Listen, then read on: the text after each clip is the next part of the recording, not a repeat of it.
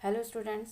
पिछली क्लास में हमने गुप्त वंश के प्रारंभ के बारे में चर्चा की और हमने श्री गुप्त घटोत्कच और गुप्त वंश के वास्तविक संस्थापक चंद्रगुप्त प्रथम के शासनकाल के बारे में चर्चा की।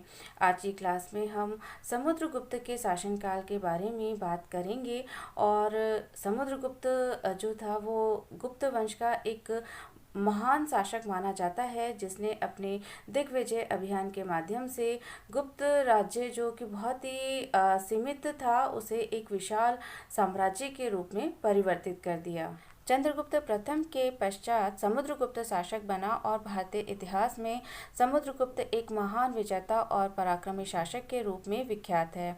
विंसेंट स्मिथ द्वारा उसे भारतीय नेपोलियन कहा गया है और समुद्रगुप्त का जो शासनकाल है वो लगभग 335 ईस्वी से 375 ईस्वी के मध्य का माना जाता है। समुद्रगुप्त ने महाराजाधिराज की उपाधि धारण की और नवोदित गुप्त राज्य की शक्ति और प्रतिष्ठा में वृद्धि कर इसे एक साम्राज्य के रूप में परिणत कर दिया। कौशाम्बी में अशोक द्वारा खड़े कराए गए स्तंभ पर समुद्रगुप्त की प्रशस्ति हमें मिलती है, जिसे हरिसेन ने लिखा था, जो कि समुद्रगुप्त का कुमारामात्य और संधि विग्रहिक था। और इस समय जो ये स्तंभ है वो प्रयाग में है और इसी कारण इसे प्रयाग प्रशस्ति कहा जाता है। ये जो लेख है वह संस्कृत भाषा की चंपू शैली में लिखा हुआ है, जो कि गद्य और पद्य मिश्रित शैली थी और इसके पहले के भाग पद्य में है और उसका जो उत्तरार्ध है वो गद्य में लिखा हुआ है। पूर्वार्ध के 8 श्लोकों में केवल तीसरे और चौथे श्लोक पूर्ण रूप से सुरक्षित हमें मिलते हैं। अन्य श्लोकों की कई पंक्तियां जो हैं वो नष्ट हो गई हैं। लेख में कोई तिथि नहीं मिलती और ये हो सकता है कि जो क्षतिग्रस्त पंक्तियां थी उनमें कहीं तिथि भी दी गई रही हो। इससे समुद्रगुप्त का विस्तृत इतिहास हमें ज्ञात होता है। एरन अभिलेख भी एक महत्वपूर्ण स्रोत है। गया और नालंदा के ताम्रपत्रों से भी समुद्रगुप्त के विषय में हमें महत्वपूर्ण जानकारी मिलती है। ऐतिहासिक दृष्टि से समुद्रगुप्त की मुद्राएं भी बहुत ही उपयोगी कही जा सकती हैं, जिससे कि समुद्रगुप्त की अभिरुचि, सांस्कृतिक उपलब्धियों, साम्राज्य सीमा, धार्मिक और आर्थिक स्थिति के विषय पर प्रकाश पड़ता है। उसकी मुद्राओं पर उसके लिए पराक्रम, व्याघ्र पराक्रम तथा पराक्रमांक उपाधियां प्रयुक्त हुई हैं। प्रयाग प्रशस्ति में ये कहा गया है कि जब चंद्रगुप्त ने भरी सभा में उसे अपना उत्तराधिकारी चुना तो उसके सभासदों ने स्वागत किया, लेकिन उसके जो तुल्य कुलज या भाई बंधु थे उनके मुख म्लान हो गए। इस वर्णन से ऐसा जान पड़ता है कि समुद्रगुप्त अपने पिता का ज्येष्ठ पुत्र नहीं था और अपनी योग्यता के कारण ही वो उत्तराधिकारी चुना गया। कुछ विद्वानों का ये मानना है कि काच नामधारी सिक्कों का काच समुद्रगुप्त का प्रतिस्पर्धी भाई था। Doctor R.C. मजूमदार का ये विचार है कि चंद्रगुप्त ने स्वयं गद्दी छोड़ दी थी और समुद्रगुप्त को राजा के रूप में अभिषिक्त कर दिया था।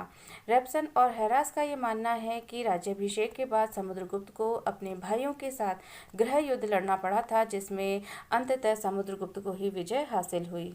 अब हम बात करते हैं समुद्रगुप्त के दिग्विजय अभियान की।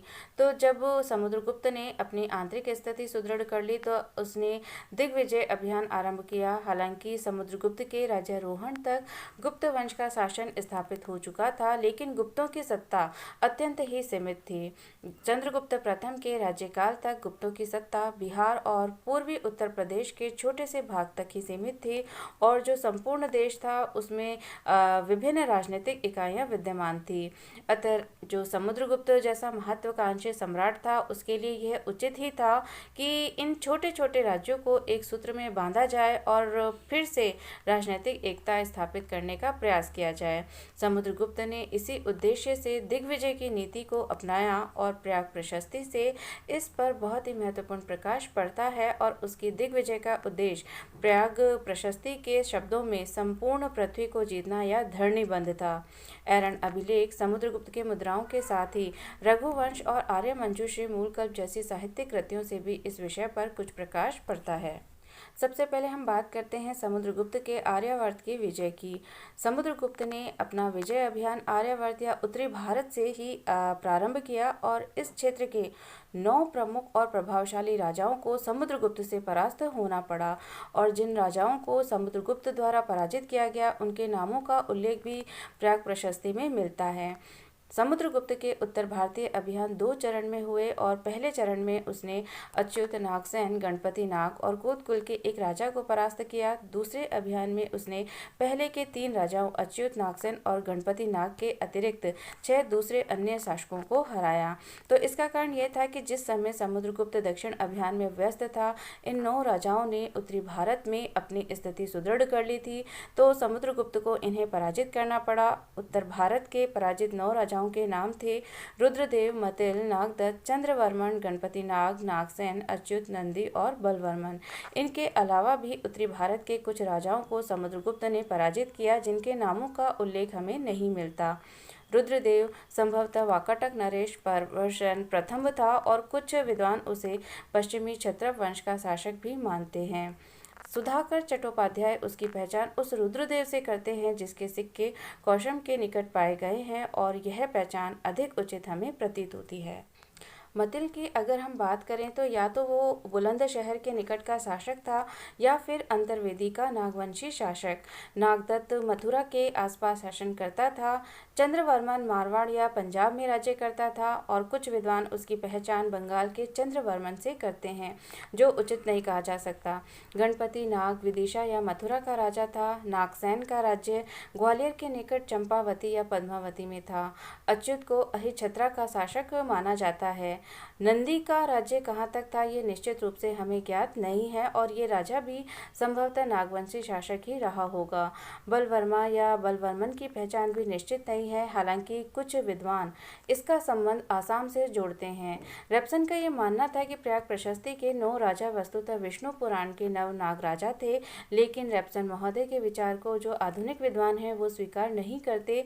इन विजयों के परिणाम स्वरूप समुद्रगुप्त की सत्ता दृढ़तापूर्वक गंगा यमुना के दोआब में स्थापित हो गई। आधुनिक उत्तर प्रदेश और मध्य प्रदेश के क्षेत्र इसके अंतर्गत आ गए।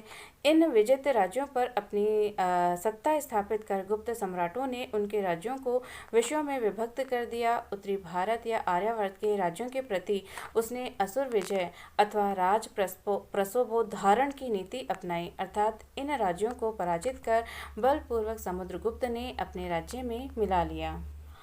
आर्यावर्त की विजय के उपरांत समुद्रगुप्त द्वारा आट्विकों यानी जंगली राज्यों को भी पराजित किया गया, और ये जो शासक थे वो मथुरा से नर्मदा तक विस्तृत थे, और कुछ विद्वानों का मानना था कि आट्विक गाजीपुर से जबलपुर तक फैले हुए थे।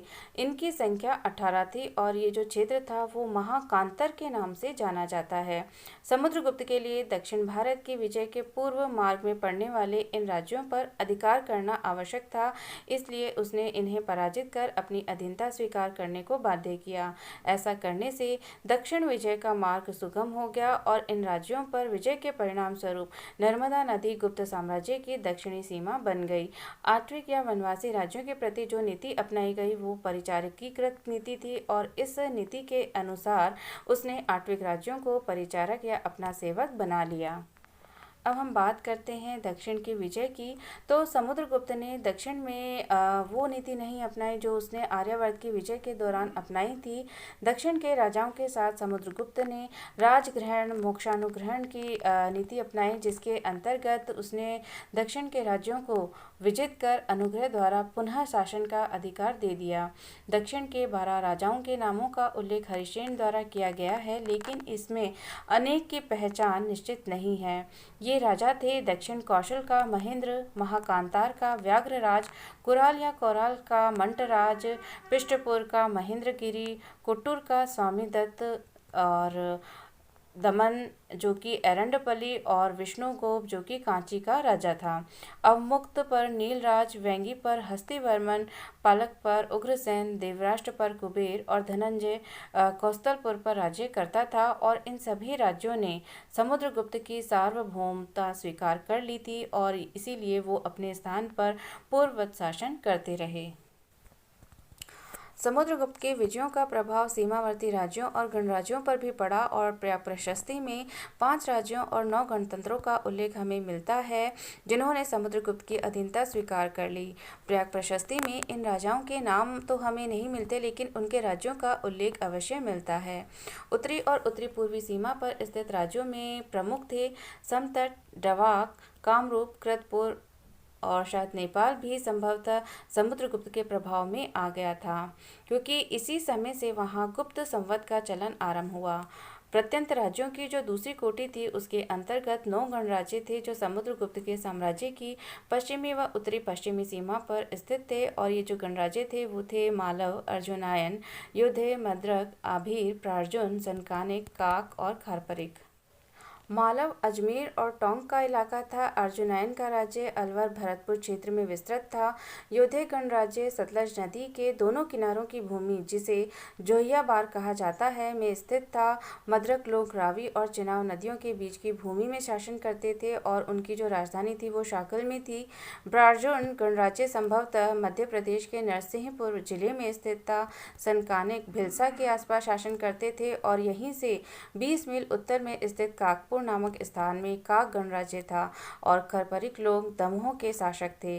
सीमांत राज्यों व गणराज्यों ने सर्वकरदान, आज्ञाकरण, प्रणाम, आवागमन के द्वारा समुद्रगुप्त को संतुष्ट करने का प्रयास किया और इस नीति के अनुसार सीमांत शासक और गणराज्य समुद्रगुप्त को कर देने लगे, उसकी आज्ञा मानने लगे, उसके समक्ष विनीत भाव धारण करने लगे और समय समय पर समुद्रगुप्त की राजसभा में उपस्थित होने लगे।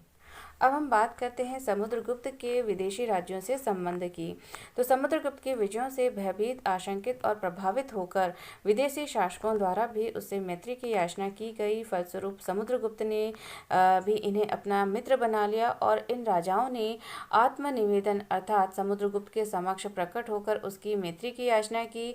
कन्योपायन अर्थात कन्याओं की भेंट की और गरुत्व मंदकित स्व विषय भुक्ति शासन याचना यानी अपने विषय या भुक्ति के प्रशासन के लिए गरुड़ की मुहर से मुद्रित शासनादेश प्राप्त की और इन कार्यों से उन्होंने समुद्रगुप्त की मित्रता हासिल की। ऐसा करने वाले जो राज्य थे वो थे देवपुत्र, शाही, शाहानुशाही, शक, मुरुंड, सिंहलद्वीप और सर्वद्वीप। देवपुत्र शाही शाहानुशाही से आशय संभवतः उत्तर कुषाण शासकों से है, क्योंकि देवपुत्र कुषाणों की उपाधि थी और समुद्रगुप्त के समय यह पश्चिमोत्तर भारत में शासन कर रहे थे। शक पश्चिमी भारत में राज्य कर रहे थे, जिन्हें कालांतर में चंद्रगुप्त द्वितीय द्वारा परास्त किया गया था।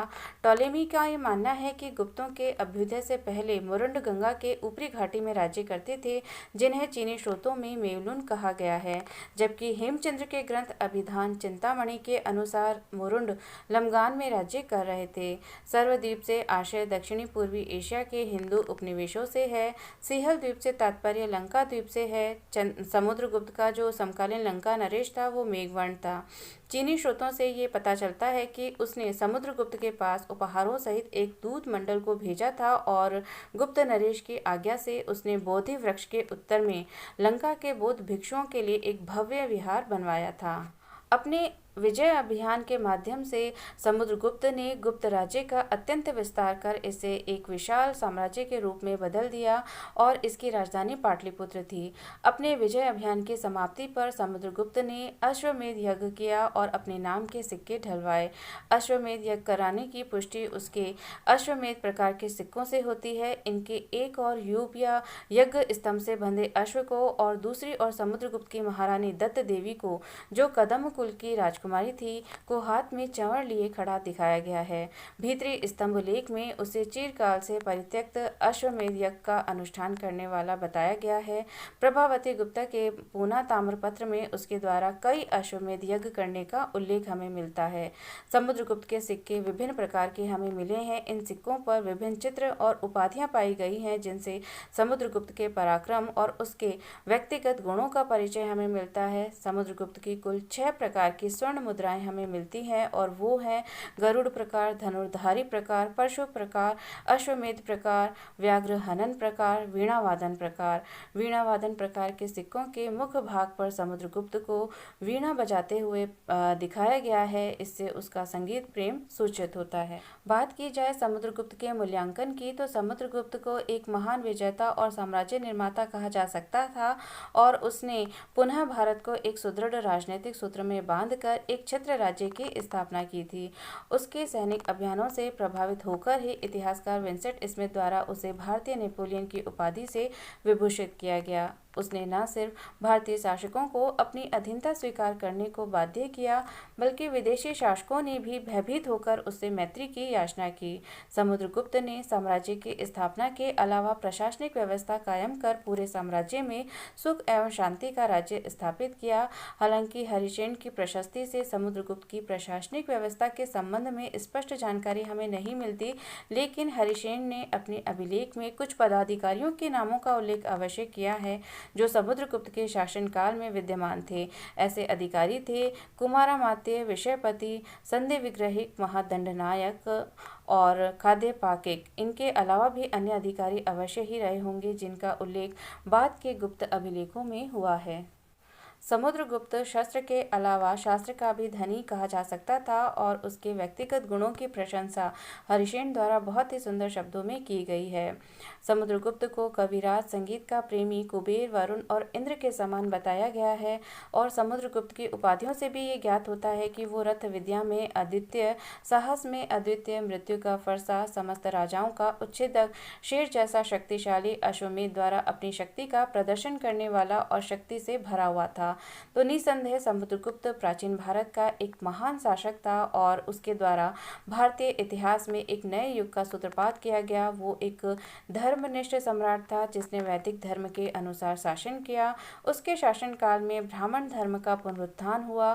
समुद्रगुप्त की राजनीतिक उपलब्धियां जितनी शानदार थी, उससे कम उसके व्यक्तिगत गुण नहीं कहे जा सकते थे।